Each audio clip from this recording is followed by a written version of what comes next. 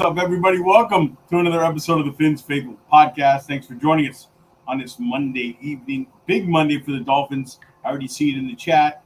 Dolphins sign a big-time edge rusher. We'll get into that. The ripple effects that just happened today. I know it's been all over the internet today. We're going to cover that and what that means, actually.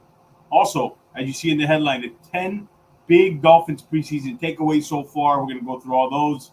Plus, my co-host, Dolphins Wire USA Today, our columnist. That's why you should be listening to us and subscribe to us anyways.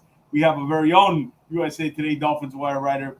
My co-host Sarney updated his 53-man roster. We'll go through it quickly, kind of see the changes. What does the Matthew Judon move? How does that affect it all? So we appreciate you guys for joining us. Jason, how you doing, man? I know you're on a little vacation over there, a little water vibe, beach vibe. A little bit, without the beach, but with the water. It's rainy here. I think we're getting some residual of the hurricane that's down south. But it's okay with family, and we're enjoying some relaxation. Yeah. By the way, yes, I do have a new background. I still got more stuff to put in that, but Jason's usually the one with the dolphin-filled background. But we're in a different area, so couldn't bring the wall with me. Yeah. All right, Jason. Let's start with the big news of the day. Obviously, Matthew Judon. It came to surprise people when they thought when he was coming in to visit. It didn't surprise me as much because you remember early in the offseason they were going after the Bosas and all those kind of. They wanted to. I told you guys back in March that the front seven was the priority. I think people are overanalyzing this move too much. I think they're thinking that, does this mean you're trading one of Phillips or Chubb? Does it mean that one of these guys are out long term? Well, according to McDaniel today, he said there's no weeks kind of thing with any of these edge rushers who are banged up. Phillips with the minor injury and Chubb, they all said they were okay. But, you never know with these things. But what I do think it is, right, and I think people need to stop overthinking this is insurance, all right? Both of these guys that we have, besides Chop, Phillips and Chubb, didn't play last year, right? And they're going to be sort of watching their snaps. They just came back from these big injuries. And I know we love these younger guys like the McClendons and the Murphys, but they haven't proven much. This is an insurance policy for that position, and it gives them – they don't have to force Jalen Phillips to play all the snaps or Bradley Chubb. They can kind of rotate, right? Judon had a decline last year, probably not the same player he was when he was in New England and Baltimore. But when you think about it, this signing makes a lot more sense than it looks like on the surface. This front seven we'll talk about later is going to be their strength. And I know everybody wants to add a corner, but what corner can you add, right? They told you, if you listen to Chris Greer, he'll tell you what he's thinking. You got to kind of decipher what he's saying. They told you the cornerback room, they think they can win with what they got. Whether you like that or not, whether you think it's right or wrong, and our spoiler alert, our 10 takeaways that's one of them. We'll get into that. But they believe the front seven pressure they want to add strength on strength. They're looking, that's the strength of their team. Let's even get it stronger and secure it and give us insurance. Plus, if we do that, it'll relieve some pressure from the secondary. I agree the secondary needs help, but I don't know where the help is coming from. A Rasul Douglas is not going to make that big of a difference. I'm sorry. Asante Samuel has some potential. But there's nobody out there right now unless they do it via trade. And I don't think they're trading one of Phillips and Chubb, by the way. This is an insurance policy that's adds to the strength of their team. I agree the cornerback position is looking like the old offensive line where, hey, you're more worried about it than us. But the more I dive in it, the more I like it. Your thoughts on the Matthew Judon signing? I mean, it's a savvy veteran that gets added to a strength, as you mentioned. And I think that in a rotation sense, this could be a very potent pass rush combination of Phillips, Chubb, Chop, obviously what you have on the interior presence with the Sealer and Grant. So Judon, look, he's not playing 80% of the seasonal snaps, but you're absolutely right. With the injuries that have occurred in the past to Chubb and to Phillips, Phillips gets a little banged up earlier in preseason or in training camp. Same thing with Chop. So again, you bring in another edge rusher, and this could be one of the best groups in the NFL. So Listen, the Giants had a NASCAR package. This is a lot faster than the NASCAR package. This is what I'm calling the Formula One package. And it's almost like, those cars going on pit every now and then to get gas in the engine. This is exactly what it's going to be. You don't have to rely on one or two pass rushers to play the vast majority. You can keep them fresh. Most importantly, in the fourth quarter, even more importantly, late in the season, in the fourth quarter, on the road. So I really like the addition. Unfortunately, you bring someone in, and on a day that, people are predicting a 53, someone's got to go off. Now, that doesn't necessarily mean it's someone from the edge rushing group or a linebacker. It's tough. The Dolphins have a good dilemma with now they even have to make more tough choices. And we all love our young players, our UDFAs, but when you have a chance to bring in a guy that's got 70-plus career sacks, a couple of Pro Bowls to his credit, you got to take that upgrade when you have the chance. And look, you might be able to sneak a couple of guys through waivers when you cut them back on the practice squad. Beach Wave 78 is a great question. That is the question at the moment. I've been projecting, and we'll go over it, 6 wide receivers. You might have to make that group 5 right now because you don't want to take away any veteran from the linebacker group. And you have guys like McClendon, like Grayson Murphy, who would be very tough to cut or get through waivers with how they've been performing. So a lot of questions, in the Jacksonville Jaguar game might be the last shot for anywhere from 4 to 7 Miami Dolphins, whether they're rookies, veterans, what have you. So ultimately, I think it's a win. It's an upgrade. And Judon could be the antithesis of what Shaq Barrett was last year. So there's not much to leapfrog on that. But if he could be the guy who can play significant snaps to keep people fresh, this is a home run. Yeah, I mean, he had obviously his big years with New England when he had like that 12 or 15 sack year, but he had a disappointing down year last year. Matthew, I think he only had 5.5 sacks. He declined last year with the Falcons. There's no doubt, but he's still a good player. I mean, he is, he's a versatile end. I think what I like most about it is it gives Phillips and Chubb. Remember, I know we think, Jalen Phillips is like, a robot. He comes back from everything. But, you can't just rush these guys to play, 90% of the snaps. You've got to have some relief pitching. And while we like McClendon, I said, you got to wait and see on these guys. They have I love Grayson Murphy, but he doesn't. This is a real NFL edge player. And it gives you insurance. And there's nothing wrong with that. Look, they need corners, but I just don't think this is the best. They went out and say, who's the best player we can get on defense to help us? And let's just build on our strength. And, and that maybe that strength will help our secondary. They clearly wanted the front seven to be good, Jason. That was clearly the plan. Like, I mean, look, they've been telling you, Jason, that these corners are probably our corner. We got Jack Jones and we got, by the way, Ethan Bonner out weeks with the hamstring injury. He was looking really good.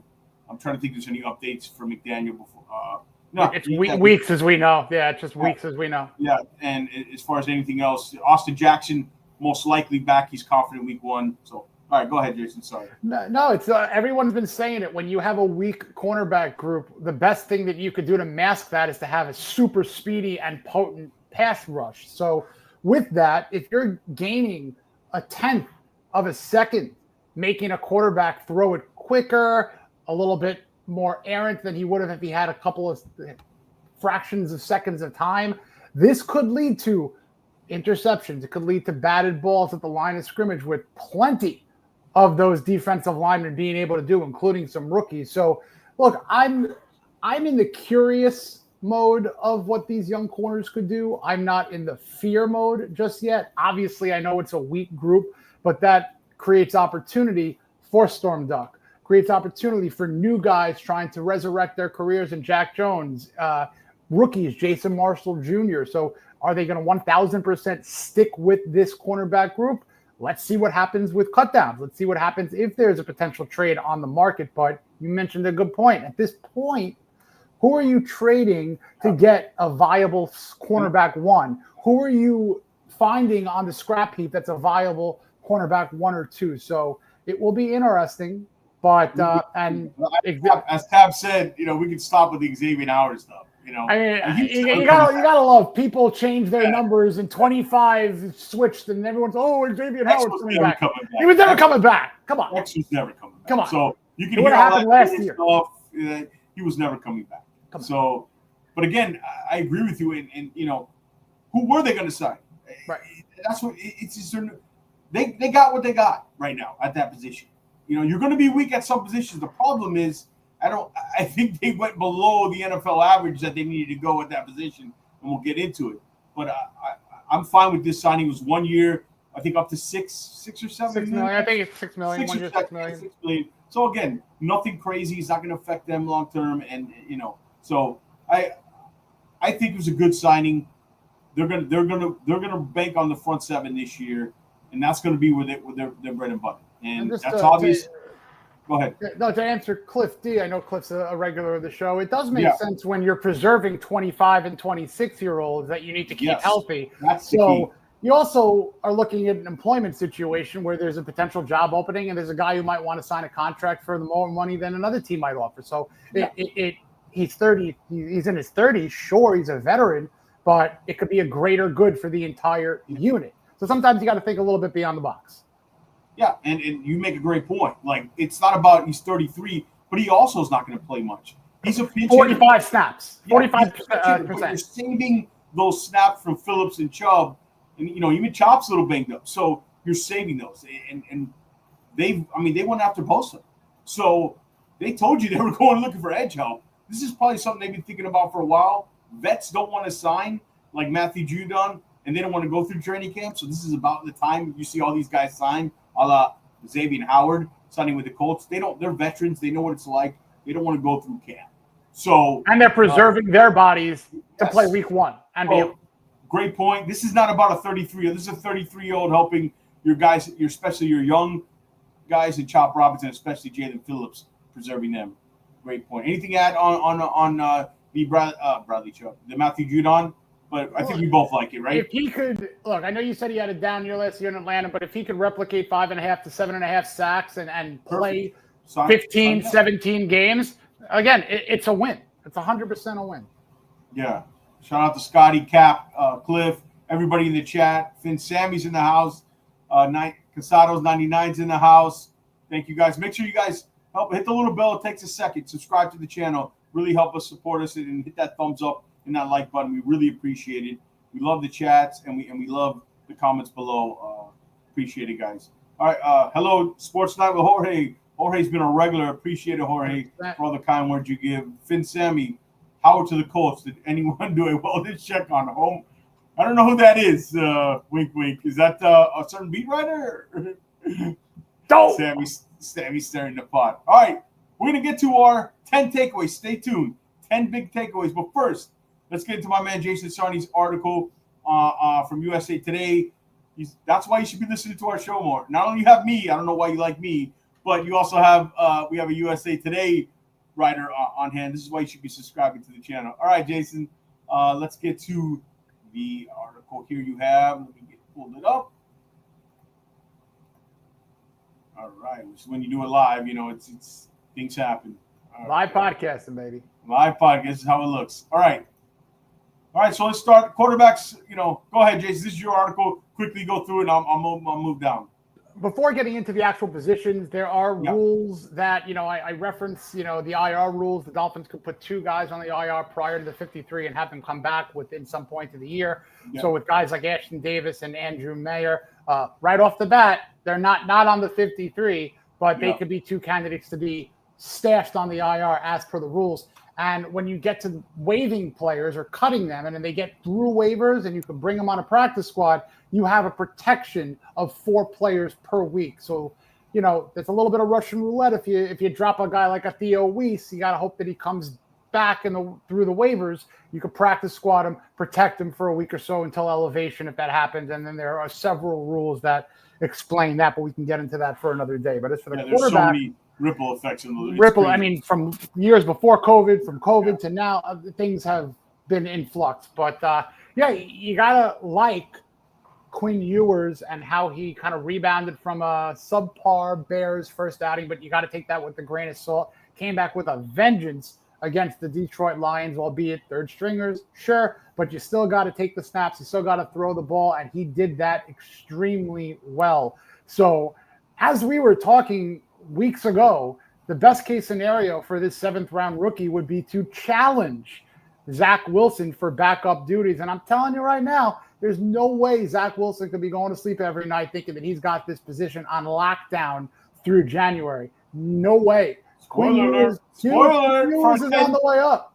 Spoiler for our 10 takeaways here. Yeah, I think we all the 3 quarterbacks are making it. I got no problem with your update here, Jason. All right, running backs, Jason.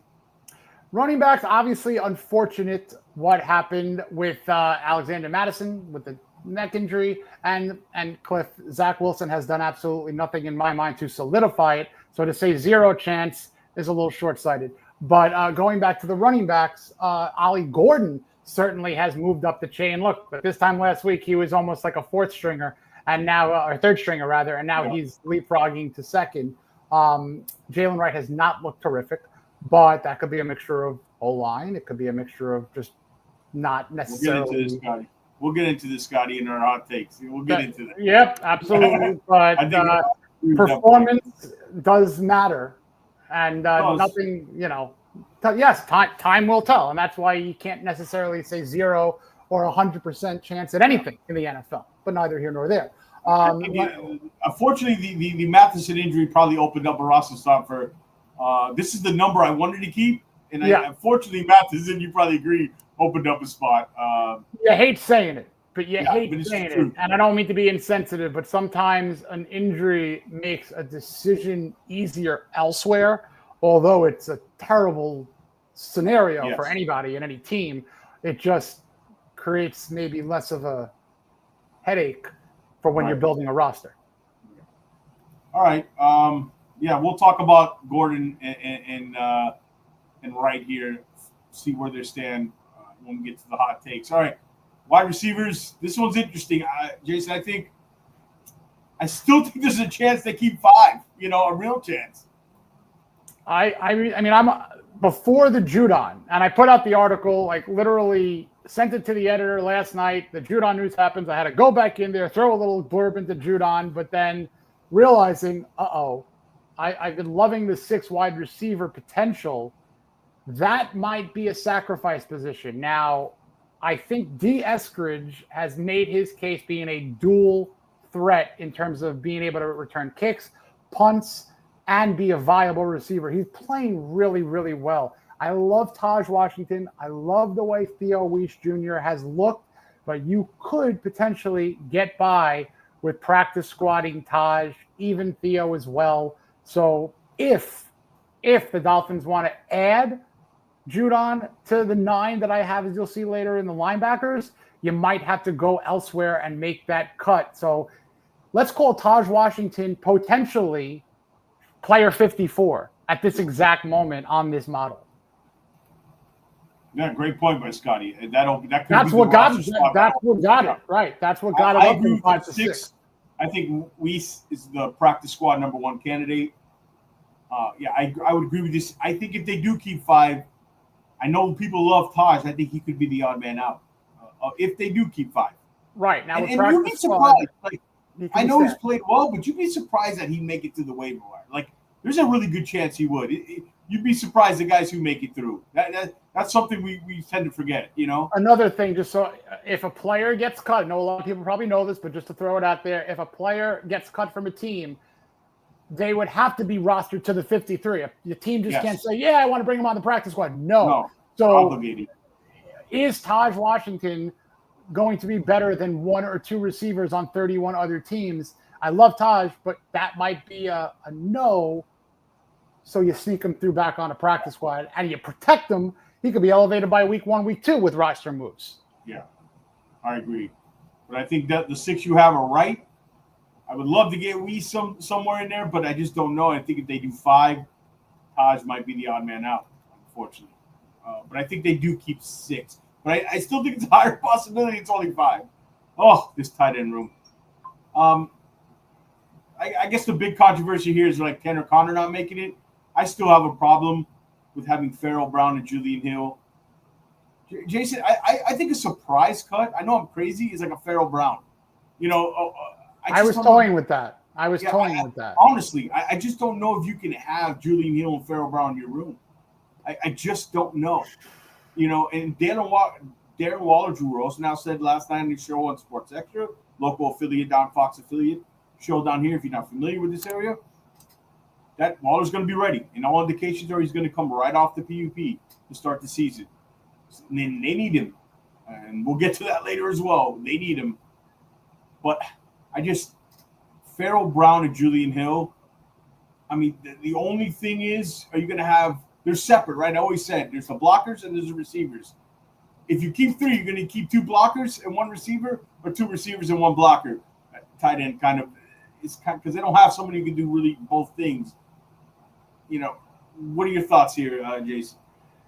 I'm more worried about this group than probably every other group outside of the cornerback group. Waller could be in that same realm as a Will Fuller, Odell Beckham Jr., or that Shaq Barrett reference earlier, and just do absolutely nothing for this team, really. But there is that intrigue with him coming back into the fray with his former offensive coordinator, Frank Smith. So if they are literally just keeping him on ice, that is the consideration here, where he's going to be rostered on that 53. Now, Tanner Conner, love Tanner Conner, but very one-dimensional player. Could he be making this team over either Farrell Brown or Julian Hill? That's a big-time problem, knowing that you would only have one blocker, and one of them has a propensity for flags every time he lines up, pretty much. So that being Julian Hill. So Farrell Brown, I think he'll be on this team. Now, this is a troublesome room. This room is it's I don't bad. feel good about it. It's bad. It's bad. It's weird. It's uncomfortable. It makes me, I don't know. This room more than any makes me uncomfortable. Now, I will because say I can look around it. I can look and I can slice the pie in many ways. I still don't feel comfortable with it. I will say this too. If Andrew Mayer is okay enough to be rostered, you could then move Waller to the PUP. Yes. Your favorite word. What's your favorite word, Jason? Roster gymnastics. Take the shot, everybody. We're doing the drinking game. But if Mayer is healthy enough to not have to go on IR, you might take an offensive lineman out. Maybe, a Braden Daniels. We'll get to that. Yes. But then you can maybe find a spot for Tanner Conner. But if you find a spot for Tanner Conner, you have to have him on the field producing, not just in the summer. It has to be September, October, November, December. But we have yet to see that. Yeah, absolutely, Jorge. He had a great game. He pretty much co-shared. He was targeted, the top target, But, again, we're talking third stringers. We're talking, August. And the theme here, and you're going to see a lot of names not on my list. What have you done for me lately? Yeah. What have you done for the Dolphins lately? It might be time to give other people a shot. Yeah, that's it. We'll see. I'm not coming. I would like to add somebody and delete a couple of these names, to be honest. But maybe in the last waiver wire, it'll be interesting to see what they do. They love Tanner Conner, so that's they do. They really want. They're forcing him. They're playing him a lot and giving him a lot of targets. So it'll be interesting. All right, the O-line. I think there is some changes here. Well, there was one change. Yeah, I put Braden Daniels on there. Yeah, I was watching some of the film a little bit, and that second half, especially the end of the game, he was moving people. Moving people. He's been quietly having a good camp, and we're going to talk about on the 10 takeaways. But him and Brunskill's been okay, but I'll tell you, Braden Daniels might have earned a spot on my 53. I agree with you there. The rest is fine. If we do that, if we did what we just mentioned with the Waller, the Conner, the Mayer, Brunskill's not a lock. I would go youth. I would definitely go youth. And, of course, if Mayer is healthy enough, there could be your backup center eventually. Right. You hope Aaron Brewer never comes out. And Larry Borum has played decent enough to, I guess, call himself the swing tackle at the moment, which is something that they do. Keon Smith hasn't been great. No, but we'll talk about the tackle depth. But I think the big story here that changes Daniels really emergence coming on. And there's injuries to be had here. There's a couple guys who are injured here. Eichenberg and Myers, both of them and Jackson, we expect back. But that will affect who makes it, who doesn't, and kind of open up spots. So that'll be interesting. Shout out to everybody in the chat. Jake, how you doing? Beach, Scotty again. Scotty Eichenberg is one of the return tags starting the season on the IR. I have him on here. Yet. I have him on here because Aston Davis, I think, is going to start on the IR. I think that is. Oh, yeah, that's a given. That's a given. He's probably going to use one of their spots. Yeah, there's two of them. All right, so let's move on to.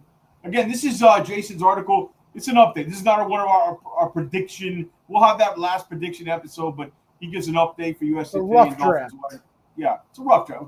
Gives you, quickly. Then we're going to get into our 10 takeaways. D-line. Oh, I'm excited about this group. Nothing more to say here. Dickerson and Butler. Actually, Andrew Butler's been pretty good too, but I think these are the 5. I got nothing much to add here. You, Jason? The thing here is you have an odd man out potentially in Dickerson who has been doing nothing wrong and playing well, but the question that you may have to ask yourselves is Jordan Phillips good enough to make Benito Jones expendable where Phillips could handle the nose? So if that's the case, maybe, you could get away with bringing on Dickerson. But I love this 5. I really do. I would hate to change it, but if there's one guy that forces the issue, Dickerson has had a great camp. Yeah, this is one position they're deep at with these young guys. Right. They might have taken care of this position long-term in one draft. We'll talk I about agree, Scotty. I agree. I mean, it would be a tough cut for Benito. Yeah, I think Benito's a lock in this. You can get Dickerson through the practice squad, I would imagine. Yeah, I'd take Benito over Dickerson. Yeah. And no doubt. All right. Anything else on the D-line? I love this group. I love Zeke Bigger's potential to play in a rotation, a couple of snaps, but I think I will guarantee he blocks a PAT or a field goal this year, at least one. Well, this gets interesting now, Jason. You didn't have time to put Matthew Judon. Scroll a little down. This is before the news. Situation met with last second ad. But again, so there could be that tension there. I'm not removing anybody from this group. I would hate to. I really, really would hate to. I would roll the dice and try to get 10? One of those receivers through. Keep 10. I mean, look, you're asking. I would imagine that this is my favorite thing to kind of imagine in draft scenarios or building a team, defensive coordinators or offensive coordinators or position coaches standing up, getting on a table and say, you are not cutting this guy, or we are drafting this guy, or this guy earned a spot on my defense. I don't think there's anybody on this list that you can get off this team. Maybe Quentin Bell, because, he just hasn't done much on the field. But I like the depth that he provides on the edge. And I would take the 6th wide receiver. I'd make it 5, and I would add Judon to make it 10. Judon's obviously on the team, but I don't know. I don't know what the PUP in terms of JP, Sammy. So more will come out in the next week or so how severe these injuries are. But, I think this goes to 10, the linebacking group. I'll tell you, Cameron Good's a forgotten guy on special teams. That's a tough cut too. That's a tough cut. Like, I could see New England picking him up. Grayson Murphy could handle that role. I think Let me put this point. As crazy as it sounds, I think Grayson Murphy has a better chance to get to the waiver wire than Cameron Good. I'm not shocked by that. Yeah, you're talking about player 48 to 53. Those players are the guys you're going to contribute on special teams. We see the Grayson Murphy upside as a rusher, right? That's right. What he does the special teams too. But in a crazy world, the upside's higher with Murphy. He has less of more of a chance of making it through than Cameron Good, because Cameron Good's going to give you elite value, what teams are looking for in the bottom of that roster, if that makes sense. And what Good has to his benefit, whether it's with the Dolphins or not, he does well on special teams, and there's tape on him doing okay. So there could be another team that might say, all right, they cut Cameron Good. I remember when he did this, that, or the other thing against us week 7 2 years ago, last year. So maybe let's scoop him up for a special teams needy team. But I think he might be an odd man out here. Sam Moody talking about the PUP. I don't think Jalen Phillips, as of right now, He asked if Phillips starts the season on the PUP, right? I haven't heard anything about that. I don't think so They on that right expect now. guys ready to week 1. Yeah. As of now. Please continue. Right. All right. Moving on quickly here. Did I pass the? I wanted to add somebody in the linebackers. Your boy, Eugene. Watch out. I would love it. We have it right here. Bell, there are like 45 locks. And I'll let you scream at the top of your lungs and pound your chest if Eugene Asante makes his team, Jason. How about that? I will do it. And he's. But I'm just saying, quietly, the kid is coming on. He's a bullet. He is a missile. I like him. I know you've liked him from day one. I like him as well. All right. But, it'd just be fun just for your sake, just to see you. Would you get in tears, Jason? No. All right. No. It takes a little bit more than that. 66 people we have on all platforms. Come on over YouTube, guys. Hit that thumbs up. Quick second. Hit the bell, the little bell. It says subscribe. You'll always get notified when we go live. If you like the Dolphins content, we're all in. We got a lot of stuff planned for you this Dolphin season. Myself and my co-host, obviously, Jason Sarney, we got a lot of stuff planned. So shout out to everybody watching. Shout out to the chat. All right, let's move on quickly and wrap this up. The corners. Ugh. All right. Duck, Jones, and I didn't look at this. I specifically wanted to get my reaction live.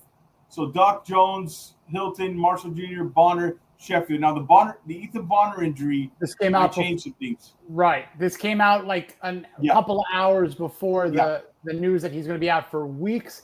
That hurts Ethan Bonner because he's another guy. Slide Cam Smith into a spot, and I don't want to do it, but man, this kid's pick, the last Ethan Robinson.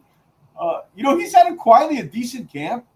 Every time I see, like when I was out there a few times, he looked good, Ethan. And that one pick, that's amazing. That was unbelievable at the end of the game. I watch it from every angle, and I still can't believe he did it. He's a practice squad candidate. You can get him through.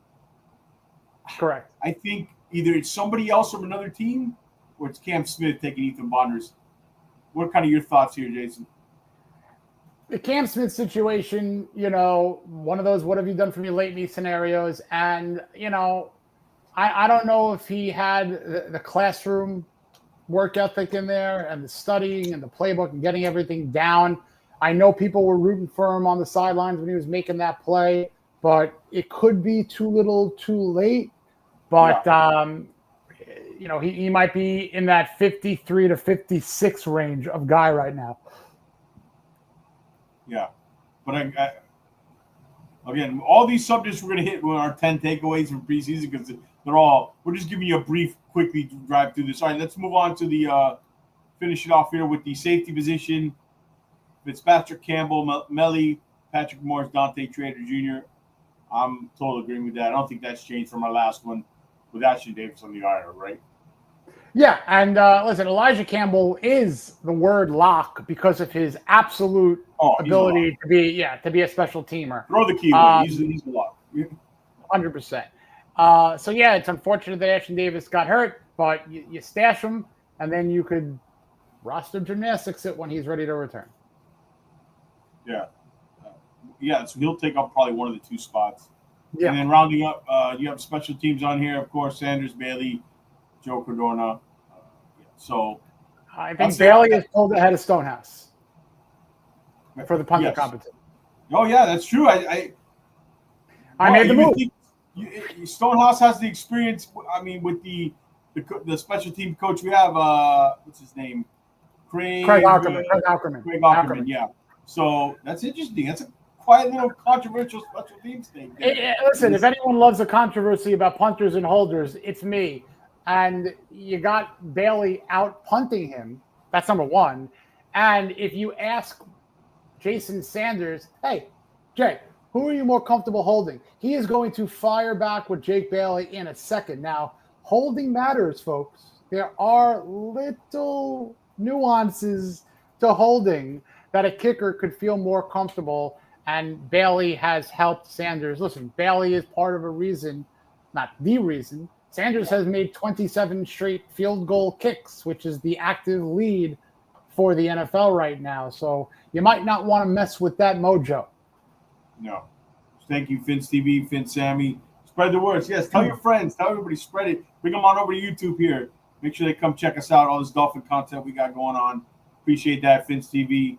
Don't let Bailey fool you. Cut him. He fooled everyone who made an All-Pro a couple of years ago, so you never know. You never know.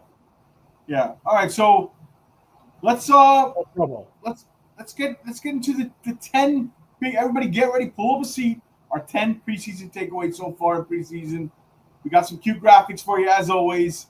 So you ready to rock and roll? George. Jason? That's all George on the graphics. I can't do that. Well, I got to do something. I don't write for USA Today, so I got to do something, Jason. I don't have. All right, brother. All right, let's do this here. Let's pull it up. Sorry, this stuff always gets me when I go live here. All right. So this is not in order. It's numbered, but it's not in order of importance. It's just our 10 preseason takeaways. So everybody, spread the word. Get all your friends like Fins TV. Let's get into it. You guys also, if you agree, disagree, or you have another subject that you kind of thought of there's preseason or a top take you have, mentioned in the chat. We appreciate it. All right, first one. I'll let you start here because Greg Ackerman, you mentioned the name. I know they had 2 fumbles in the last preseason game, but the special teams, the coverage units, the return units, every return's been a plus mostly besides the 2 fumbles. I know it's a big deal, but you could just say they're more ready, they're disciplined, and the Dolphins weren't good usually on 2 of the 3 phases of the football, sometimes all 3 phases. If you add that phase, that gives you more stability, and it helps you edge those close game wins and maybe get you a win or 2. I've just been really impressed. I don't know why Danny Crossman was 3-4 years too long here, but special teams improved, Jason. 1,000%. I mean, you're talking about average field position when you either flip a field, when you kick the ball off, return a ball. Dolphins, everybody who has had a chance to return a punt or a kickoff has had a very good return at some point this preseason. Yeah, yes, there was a fumble or so, but even you have A.J. Henning getting a 26-yard long. Eskridge looking good on both punting and kicking. That has a lot to do with the return blocking. And coverage-wise, they've improved. And you want it to be beyond what it's been where Crossman was running the show, where they were a bottom third, even worse. They were like 25, 26, 27th ranked in those metrics on special teams. So, we might not have the next Darren Rizzi, but we certainly don't have Danny Crossman anymore. Ackerman's been doing a very good job with his crew. Yeah. What's the most thing you notice? To me, the coverage unit. Coverage, getting down. I mean, to get I would rather a 46-yard punt than have coverage get down and just down the ball or create a fair catch than a 52-yard punt and give up a 10-yard return. The math works. So coverage, much, much better. If the Dolphins could go up to like the 15th ranked coverage unit in special teams, you're improving by leaps and bounds. So, yes, This will be a factor this year, the coverage units. And they got some players, we've mentioned them, on special teams who can make a difference. Yeah. All right, let's go to the next one. Rookie class is real. I'll start with this one. I don't remember the last time they had a draft class where this many contributors from up and down the class can make an impact. We mentioned the defensive tackle position. Looks like they hit on all 3. Kenneth Grant's been a menace. You see the impact he plays with, the athleticism in space. He's just so active for a big guy and his ability to hold, and take on the double team. Jordan Phillips' strength for a young player is his play strength is incredible. Scotty, yes, I think all 3 rookies make the team, but incredible 100%. play strength. Again, I go back to that one play he had, and that was all I needed to see. And he's been consistent. He had a sack and a half in the last game, and he wasn't a guy who had a lot of sacks in college, but the light bulb's coming on, and he's just going to get better. I've always said this. He's only 20, 21. When he's 24, 25, you can be a dominant, athletic zero-tech nose tackle in the NFL. He's not huge. That's the thing with him, but he's built like an Adonis. He's rocked up. He doesn't. You look at him, I think he has a 6-pack for a defensive tackle. So, like you mentioned him, Zeke Biggers with his length is going to play 5-tech, 3-tech. He can play all down the line. All these guys are different. Jonah, starting left guard, his chemistry with Patrick Paul. He's made some technique stuff. He plays a little upright. He gets caught giving up his chest too quickly. and the pass pro set's been good. The run stuff, there's got some things to clean up, but I've seen enough where I'm confident with him with the left side, especially in the running game, with what him and Patrick Paul got going on. So and then you go to Dante Trader Jr. He came in, made Scotty with a great point with the wrestling background. Trader Jr. And you see that in those plays, the wrestling background. Trader Jr. been out most of the camp, came in, made a play immediately.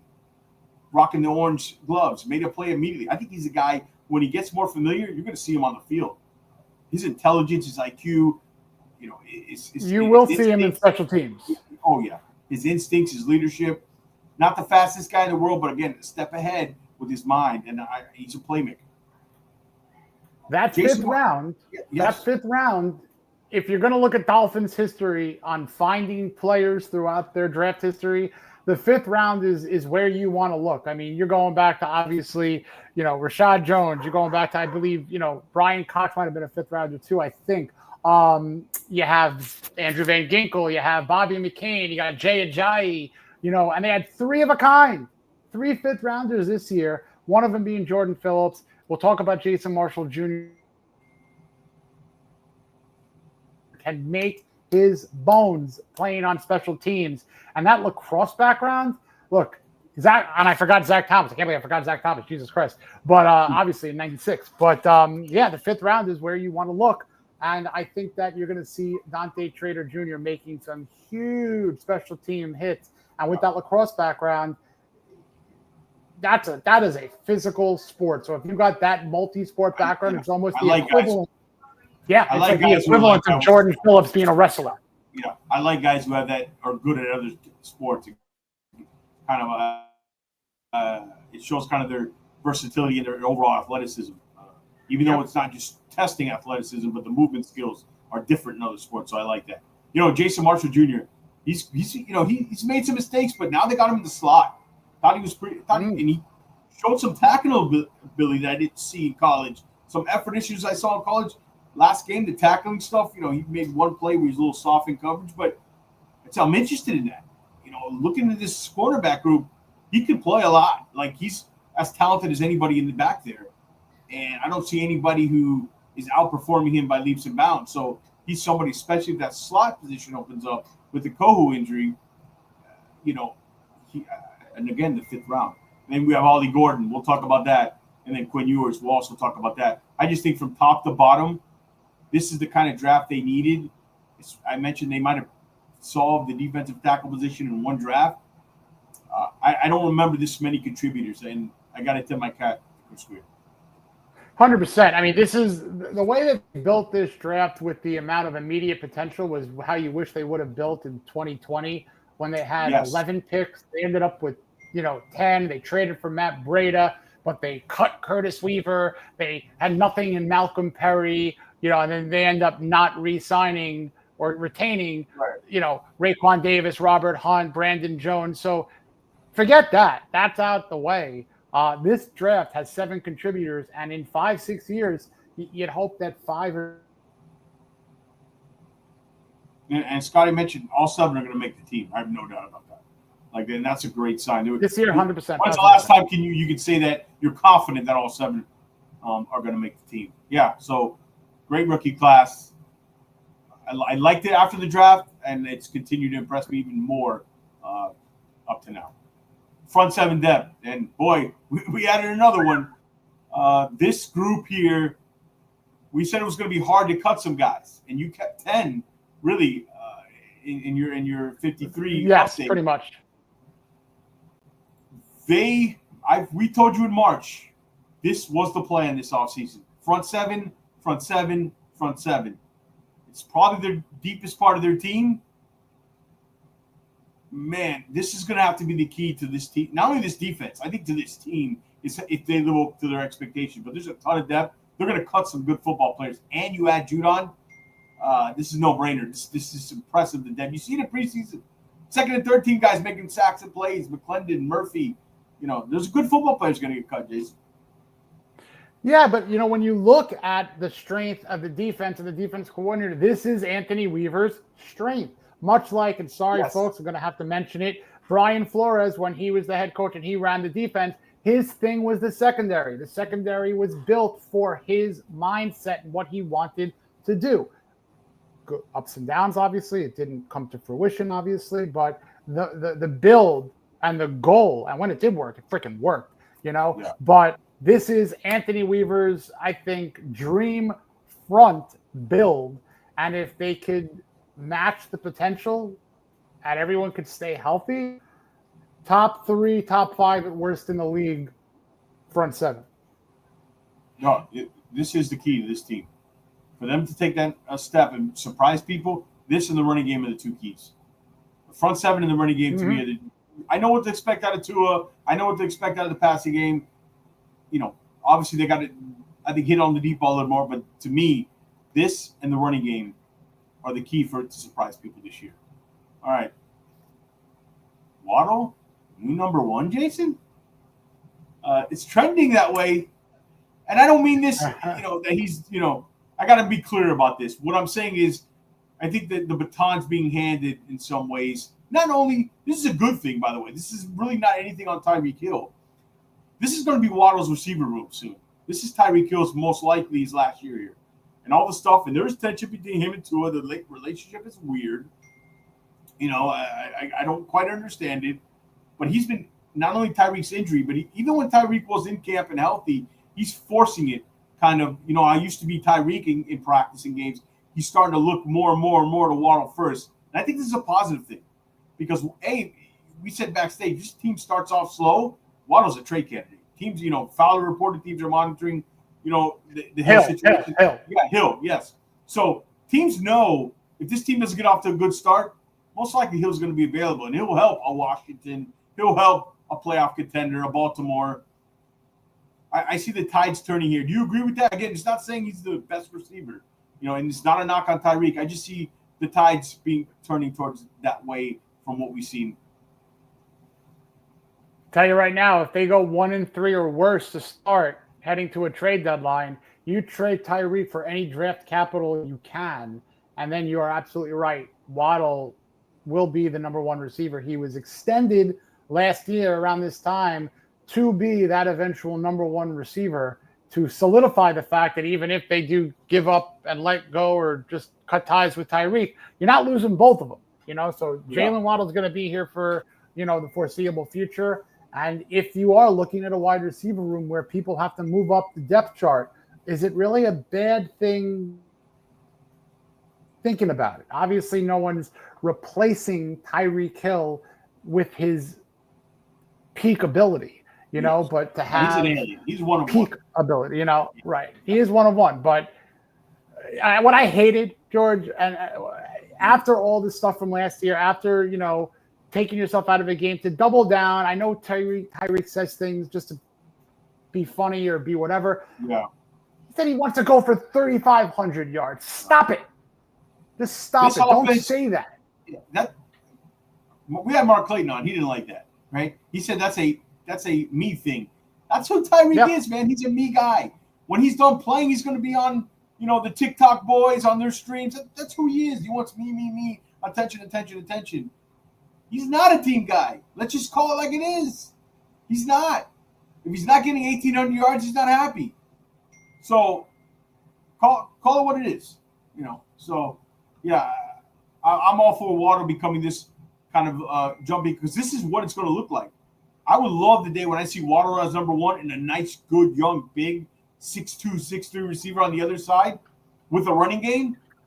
That's when Tua will really, you'll see the potential, what he can do, and kind of dissect defenses off play action and things like that. This is power running game. Waddle is your number 1 and a really good, young, big receiver. That's something I would look for in next year's draft, by the way. And absolutely right. If Waddle's the number 1, you can definitely find that 6'3", 6'4", absolute stud. Jorge makes a great point. Sometimes it's a addition by subtraction, but clearly, they have no plan to get rid of Tyreek right now. 1-3 and worse. If they're contending, you're not trading Tyreek. But if, Yeah. All right. Moving on. Cornerback room not good enough. I'll start with you. You can start with this, Jason. This is the new O-line room. I said it. This is the room where they think they what was the quote?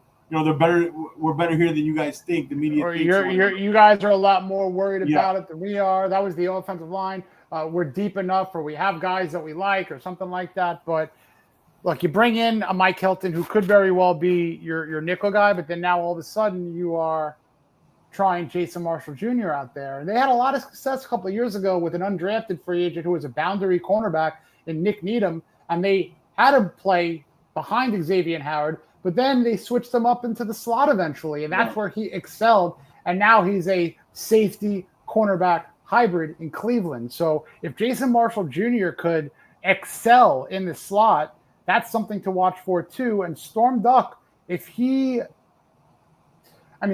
another undrafted guy, but if Storm Duck could have a heck of a year, then that really truly makes this cornerback group decent and not terrible. And then let's hope that Jack Jones, who has ability, let's hope that he puts it all together. But Jason Marshall Jr. is an X factor right now. Yeah, I agree. I think he's the key here.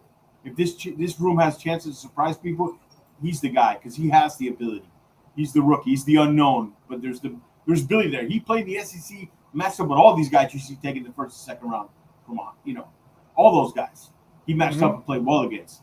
So now we're moving into the slot. He has the potential to play outside. I don't think they did enough, right? I understand they didn't want to make this a priority, but I think they kind of too much didn't make it a priority, and it's kind of now to the point it is what it is. This is your room. There's nobody out there unless you're going to trade for a high draft pick for a corner that's going to make a difference. These are, McDaniel said it today. These are probably the best guys that we can get right now. These are the guys. And not exactly those words, but basically saying that. But again, this was their plan going back for a while. I think they hoped the Kader Kohu thing really hit them hard. I think they hoped the big jump year from Kader Kohu. Storm Duck, I think he's one of your starters. I would love to see Jason Marshall Jr. grab this other spot by the end of the season or by midseason. I like Jack Jones, but he's up and down. Mike Hilton is a veteran. Let's be honest, Jason, these guys were on the streets for a reason in, August. Right? Good football players aren't usually around at that time. So, especially Jack Jones, who's in his 20s. He's got ability, but, he's very up and down. You see it in the games. I think their best potential here is Jason Marshall Jr., and you said it best with the X factor. I think the Kohu injury really hurts them. I think this room could come back and bite Chris Grier, kind of like the O-line with the statement. I just don't think they addressed it enough. I didn't expect them to spend $15, $18 million, but they didn't do enough. They didn't do their minimum level, their floor, they didn't raise it enough. It just got to be a little higher. I agree. And what Chris Grier did and what he has the kind of, history of doing, it's almost like slow playing a hand in poker. He's not going all in. He's not putting all the chips in the middle. He's going to say, all right, $2 million, $4 million, but that's it. So Jair Alexander, Rasul Douglas, Asante Samuel Jr., we're not getting top dollar from Chris Grier, so what do you have to do? Kader Kohu goes down. You got to look at the scrap heap. I'm not saying Mike Hilton is bad, but you said it best right now. There's reasons why there's guys available who come on in for a show me type of a deal or an incentive kind of deal situation. So the only tradable chip that you really have to get a very quality cornerback is Tyreek Hill, and you're not doing that unless you're a month into the season and you're pretty much completely out of it. But in all things, with where the Dolphins are right now, I understand they're not a Super Bowl contending team, but Ty goes to the youth for me. So if for whatever reason, if Mike Hilton is on some sort of a block or a cut block, whatever, and Jason Marshall Jr. is the guy that they can have confidence in taking that role, I'm going to give it to the rookie. Yeah. Rookie gets the edge. Ty goes to the runner. Ty goes to the group. Correct. DR makes it. Shout out to DR. Shout out everybody in the chat. We got 80 people watching everywhere. Come on over to YouTube. Thumbs up, bell, subscribe. Help support Jason and I. Help us grow this channel. We're doing our best to bring you guys the best content. We're doing our top 10 Dolphin takeaways through the preseason so far. DR makes a great point. This is one guy I think can move the needle healthy. He's one guy. But he ain't healthy. Yeah, is he healthy? And what's Is he he going to healthy? cost? They got a number. They clearly got a number. They got a type. The Dolphins got a type. Their number is a number. They're not going past it. So, but I do think, like you said, let's keep it a buck. That's the one guy I think could actually make an impact. These Russell Douglases, all these other guys, you already got those on the roster. You got Mike Hilty, you got Jack Jones. Those guys are not moving the needle. Like, I'm not wasting my time. I'd rather give Jason Marshall Jr. the opportunity to kind of grow. Marshall Dillon runs. All right, let's move on. O-line depth is a problem. Shocker. Bad problem. And this is mostly the tackle. Jason, I don't know if they have a swing tackle on this roster. They got Larry Borum at best. At best. Oh, boy. Yeah. And Keon Smith just hasn't developed No. like they talked. Well, didn't they say Keon Smith? Who was it that was he the one that was like in trade Keon talks? Smith He got did his- that. Keon. He did the same thing with Ethan Bonner and not Seth McKinney. Who's the other the other center from Wisconsin? Michael Dieter? Yeah, Michael. He said the same thing about those guys, and they're gone a year later. So, yeah, go ahead. Sorry, I just don't. I don't think he's on this team right now. No, Keon Smith is not. I think he got his soul taken away from him last week, but he could not just protect. I don't think Keon Smith is going to make this team. To tell you the truth, I would not think he's a practice squad guy. I think he can go elsewhere with some of the more youthful players on this team. I know he's only got a couple of years in the league, but he has not shown me anything to be a potential swing tackle. And yes, the inside, it's not great, but you got a Brunskill, you got a Braden Daniels, and let's not forget about Michigan's rookie Josh Preby, who played pretty well against Detroit. Yeah, you know the other thing too. Again, the inside I'm not worried about. Braden Daniels to me is the one who absolutely surprised me. I couldn't believe watching the end of that game. Shapman had some big runs. Some of these guys had some big runs, and all of a sudden, I'm looking. Who's 66 again? And I heard his name last week, and watching the film, I thought Brunskill was okay. And you got Eichenberg, whether you like him or not, as a depth piece. Inside, and Meyer comes back, it's the tackle position. They gotta find somebody, because you know what? I'm not saying Patrick Paul is the top 3 or 4 player on this team, but he might be one of the top 3 most important players in this team that cannot get hurt, Jason. Very well said. There's a difference between skill level and importance level. And if Patrick Paul can be as advertised so far and continue to grow, fantastic. And Austin Jackson, for the love of God, please stay healthy. So the conversation of swing tackle, look, the Dolphins would be extremely lucky and fortunate to have their bookend tackles each play 17 games. At worst, if you have Jackson at 15, 17 games, that's a win too. But the swing tackle position is just not there. It's just not. Yeah. So let's move on to the next one. Jalen Wright, running back 3, Jason. Your thoughts on this versus the Ollie Gordon situation? This is a very combined scenario of Jalen Wright not attacking, keeping the running back 2 job, and Ollie Gordon doing everything he can to leapfrog him over to the running back 2 job. And Ollie Gordon can do many other things. He obviously is showing his strength as a runner inside. He's a pass protector. He can catch the ball out of the backfield. I know Jalen Wright went on a podcast with Kay Adams and said, I'm going to catch him. I'm going to improve in the receiving game. That's not his game. That's not his bag. But Ollie Gordon's coming off of a college career, not just only a Doak Walker Award winner from 2023 and yardage off the chain. He caught 80 passes in college, So he can be a back that is on the field 3rd and short, 3rd and medium, 3rd and 7, and 3rd and 12. And help.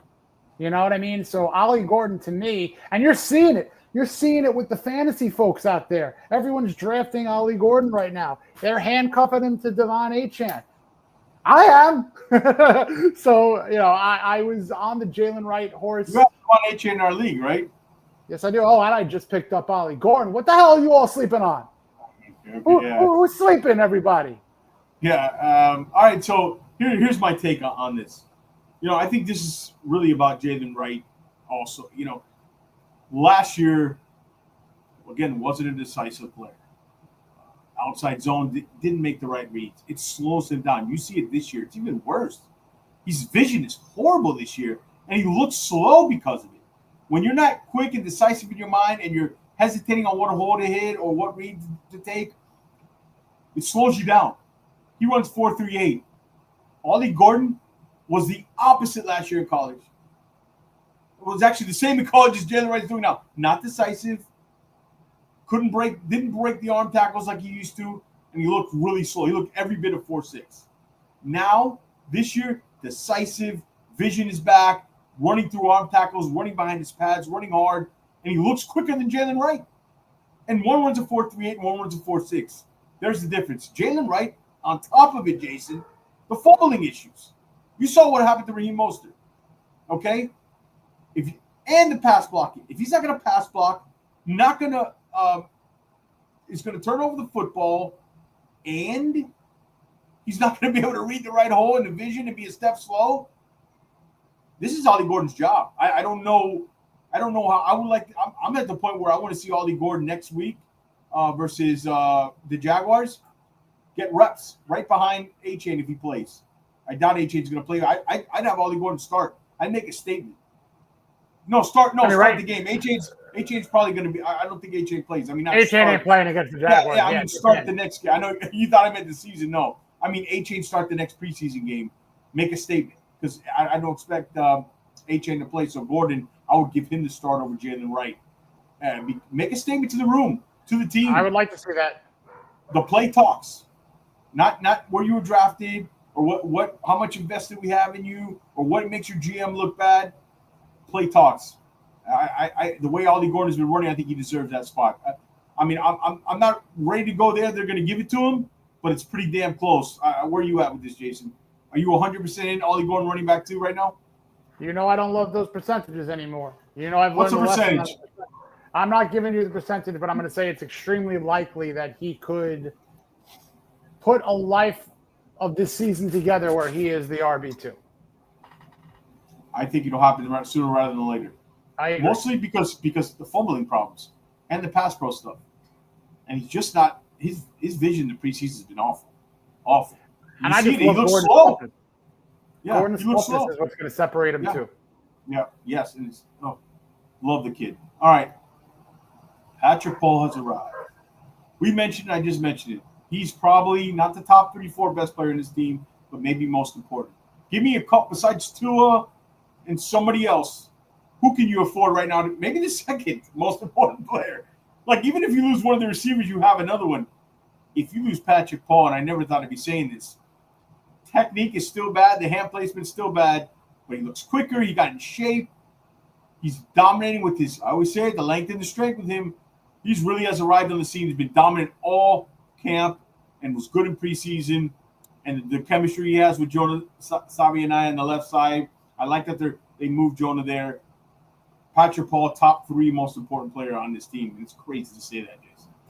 Even crazier, I agree with you, but you make a great point with the difference between most important or the most skilled. Storm Duck is the 3rd most important player on this team. You know what I mean? But I wouldn't go that far. Hey, they need to identify a cornerback 1, especially with the receivers that they're going to face. But the fact is, the left side of that offensive line, with Paul taking over for Teron Armstead, with rookie Jonas Savaianaya coming in, people around the league could have questions about it and worry about it. We have confidence and faith in it. And if they could outplay what everyone thinks and Paul could improve and Savaianaya could just mesh with him seamlessly, this is huge, massively huge for the entire offensive line and the entire offense to thrive, because when the Dolphins are on the road in late November, in December, those 2 guys are going to have to say, follow me, we're going to kill this clock, or follow me, we're going to make sure that you have enough time to do your business, everybody, because this is when we're going to know. We're going to know early on, even on the road against the Colts. If you're up 21-17, there's 5 minutes left in the 4th quarter. I don't want a 2.5-minute drive and let the defense win it. Get me 2 or 3 first downs, move the sticks, and run behind your horses in Paul and Jonah. And then this team is going places, maybe not necessarily all the way this year, but they built that draft in the last two to eventually get to where they need to be in 2 or 3 years. Hopefully, that's where we are on this soft rebuild. And Patrick Paul, not named. Gerald's optimistic. He's high on that hopium. Hey, Gerald, man, shout out to Gerald. Thank you for joining in. Make sure you subscribe to the channel, guys, and that thumbs up. Everybody who's watching, make sure you come on our YouTube, check us out. Gerald, man, I hope you're right, brother. I hope you're right. Yeah, but Paul, man, I'll say this. I keep criticizing Greer, but these last two drafts have a chance to be really impactful. So, yeah. All right. Yep. Where's Waldo? No, where's Waldo? No, where's Waller? Nice. It's a little newspaper stuff there, Jason. I like it. Hey, I'm a sucker for a pun anytime. All right. Bring it on. We said it earlier, this room concerns me probably the most. It's just strange. We need this guy for the offense. We talked about Jonnu. He took advantage of the situation, but they have nobody who can take advantage right now of these speed receivers we have, of the Waddle Hill effect, with the way the defense is kind of sucked to them and that middle of the field becomes open. I don't even know if they have anybody to take advantage of it. They really need Darren Waller. They say Drew said he's going to be ready. Can you just come off not playing for a while, not having any training camp, no preseason games? I just hope there's another Odell Beckham situation here because they need him, Jason. 100%. And obviously you saw probably everyone what Drew Rosenhaus said. Look, he's an agent, Yes. So obviously it's going to be on the positive and he's going to promote the hopium. But on a realium tip, and that's the word I'm trying to stick with, just trying to keep it real here, if Waller and Nick Westbrook-Akine can kind of combine forces to be that, slot or deep, threat or even red zone threat and take what was Jonnu Smith's targets from last year. Yeah. I know they're different positions, but their area of the field and their skill sets match rather well. Waller, if he's going to be on this field week one, I can't guarantee he's going to be playing 17 games and at a level that he was 5 years ago in Las Vegas. So but he's got to be. They're going to be in trouble. If they're going to get nothing from that position if he's not at least 70% of what he was, or 60%. Now, they're going to get nothing, Jason. Now, in 2023, there was nothing from tight ends, like nothing.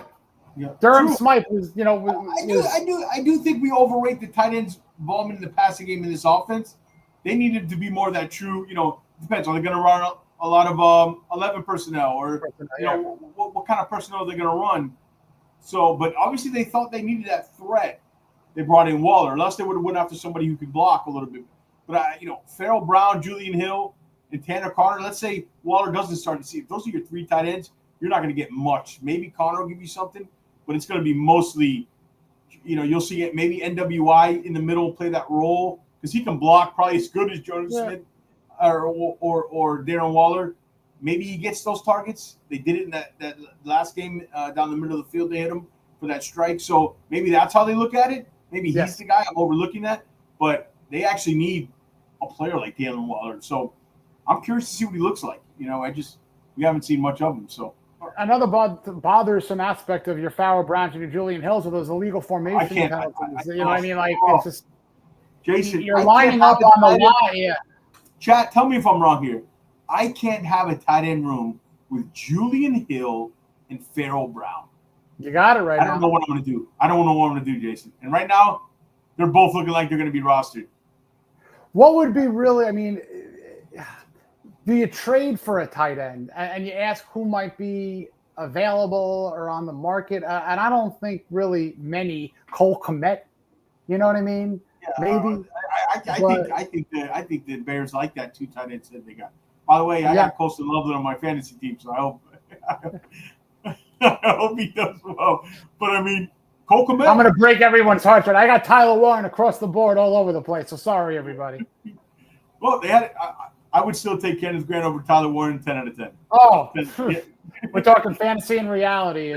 Fantasy and reality. But DR says disappointed what they've seen in Brown. Yes. Yeah, he's lumbering. He's slow. He's just This is not 1999 kind of tight end play here. You know what I mean? Like this is not who's a Hunter Goodwin? You remember Hunter? Oh man, they had Jed Weaver, Hunter Goodwin. They had some fun names. Jed Weaver. Let's call Ed Perry back in. He can long snap too if he wants to battle with Joe Cardona. All right. Last one here. I know this is a big one. A lot of fans are talking about. Okay, you want to start or I start here with yours? We go ahead. I just here it is. It's trending that way. You know, he's a 7th round pick, so I want to lower my expectations. But what I do like about him, he is absolutely the perfect type of quarterback to groom as the backup in the system. Right. Finally, I'm not saying he throws like Tua, but he can layer throws and touch throws and drop it in buckets and in between levels of the defense, sort of like Tua does, right? A little bit. You see some of those accuracy throws, you're like, wow, he made that. He's got a ton of stuff to kind of work on. He looked better last game. Again, I need to see the fastball. He still makes mistakes. I need him to drive the ball a little bit more to be consistent, to even be a consistent backup in this league. But what I like is he has the skill set, finally, with a quarterback like your starter, that you can come in, quick hit, quick release, flick of the wrist, boom, boom, boom. You got to teach him. But what I like is also they're putting time. Tua's putting time with these guys. He didn't do it with Mike White and Skylar Thompson because those guys had no skill setting even comparable. Now, this guy's nowhere near Tua, but they play the quarterback position in a similar style, and he can fit this timing-based rhythm offense, and they're teaching him to get the ball out quick. I think that's his potential. Now, on to Zach Wilson, the politics somebody mentioned earlier, they clearly stated this is the guy they targeted, and you saw it in the last preseason game. They threw the ball 23 times in the first half, only ran at 7. He's trying to make his point that, this was the guy I wanted. Here we go again. Rehabilitation project 2.0. It ain't working. Pocket presence bad. Footwork mechanics at times makes his big arm look weak. The presence, the processing speed. Zach Wilson is Zach Wilson. He's going to be a little bit better here. They're going to get a little bit more of the most out of him, but he's still Zach Wilson. You see that. He had a couple nice throws, but look, I think it's trending towards Ewers eventually taking that spot. But I think the politics and how much I think they're not going to let it happen yet. And I don't know if there's a need to let it happen yet, Jason. Again, Ewers is battling for that role. He's not owning it yet, but Zach Wilson isn't doing anything to run away with it yet. He hasn't lost it, but a couple of balls that I didn't like thrown. He threw over the middle of Taj Washington, nearly killed him. He threw a short – look, it was a 50-yard pass to the Eskridge. The Eskridge pass. But wait, what was it? Off his back foot, his foot mechanics, Jason. Right. His foot mechanics are horrible at times. A better play on a first-string defensive back makes that pick. You know what I mean? Or a secondary that's a first-string group might turn that into a turnover. If Tua throws that ball, what happens if Tua throws that ball? I'll tell you what. We're having 10 episodes about it. Forget that. The Chicago Bears game where he nearly threw a pick six to the sidelines on a 15-yard out. Tua throws that ball. Yeah. If Tua throws that ball, Twitter would have broke. Here's the thing. It's not even a Tua argument. He loses all his physical tools with his footwork. That's what they need to be doing with him. You know, it's just Wilson is Wilson, man. And that's the thing I come away with. Ewers, for a 7th-round pick, I'm not saying he's Brock Purdy, but what he has is they have the right. And we knew this when he got drafted. In this particular team, he was going to have a lot more value than if he went to, I don't know, Chicago Bears, right? So this particular team, I think you have a guy now, again, who you can develop, again, to be the backup. And if Tua gets hurt, he can come in. The offense can look not the same, but a little bit similar because the skill sets, again, he makes some of the throws that Tua makes. He's got that ability to make those wow accuracy throws. Not as consistent. The fastball's not always there. You know, that throw to the sideline outside the numbers was pretty much almost a pick six. So there's things you got to work on, but he's a 7th-round pick. I think definitely, if it's not by midseason or whenever, this is the guy who's going to be the quarterback too eventually.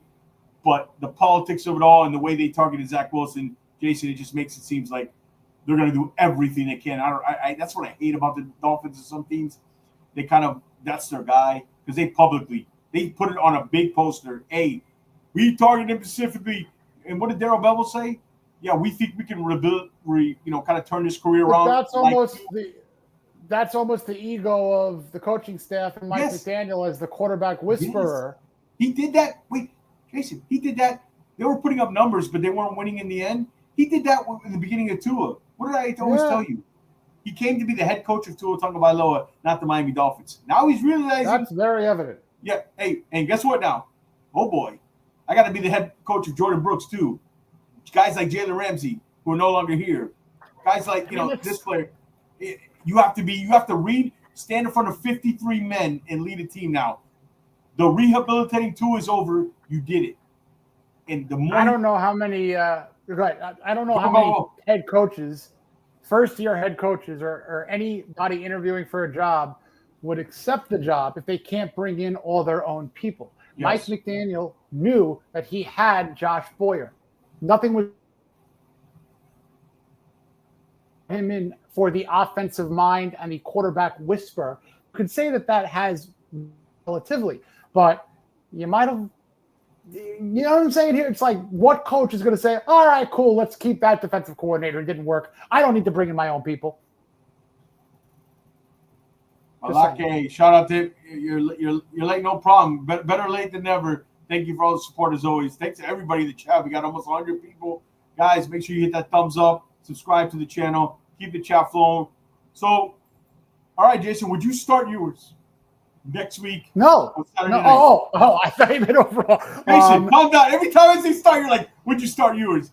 We're close. We're getting close. We're getting close. Yeah. Calm down, Jason. I would start. Would you start yours versus Saturday versus the Jaguars? Yes. It's the Jaguars. Yeah, why not? I would too. We gave you. Why not? Wilson's played above. Let's see what he can do against, even if it's second-team guys instead of third-team guys. Right. You already know what you have out of Zach Wilson. You're not going to learn much. You're going to learn much more, but I don't think they will. I hope they do, but I just think there's a Zach Wilson agenda, and McDaniel's like every other coach. He has an ego. I mean, it would make sense for two reasons. If you're going to put Ewers in and have him play against maybe some better competition for a couple of series or a quarter, let's have him dominate.